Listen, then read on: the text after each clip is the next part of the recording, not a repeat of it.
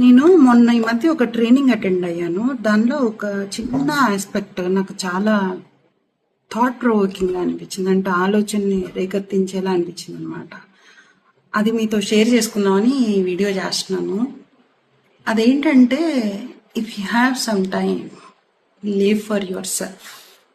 If you have some more time, live for your family. If you still have some more time, then live for the job. అంటే నీకు కొంచెం time ఉంటే నీకోసం నువ్వు బతుకు, ఇంకొంచెం టైం ఉంటే నీ ఫ్యామిలీ కోసం బతుకు, ఇంకొంచెం టైం ఉంటే అప్పుడు జాబ్ కోసం బతుకు. కానీ మనం ఏం చేస్తాం? రివర్స్.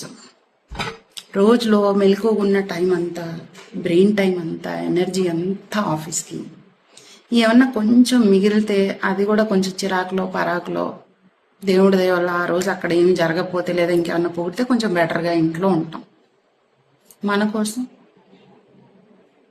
వర్కౌట్లు చేయడం కానీ, లేదా keeping our cells happy and healthy on daily basis చేస్తాం చేయం. కానీ డైలీ బేసిస్ వర్క్ చేస్తాం, డైలీ బేసిస్ ఇంట్లో వాళ్ళ కోసం ఏదో ఒకటి చేస్తాం.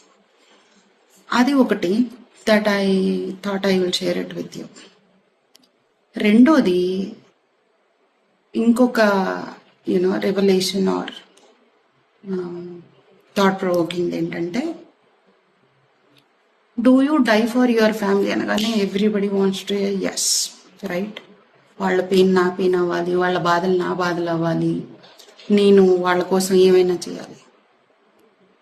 But do you live for your family? How do you say that yes I'm living for the family? మనల్ని మనం బాగా చూసుకుంటే, హెల్దీగా ఉంచుకుంటే, then we can say we're living for the family.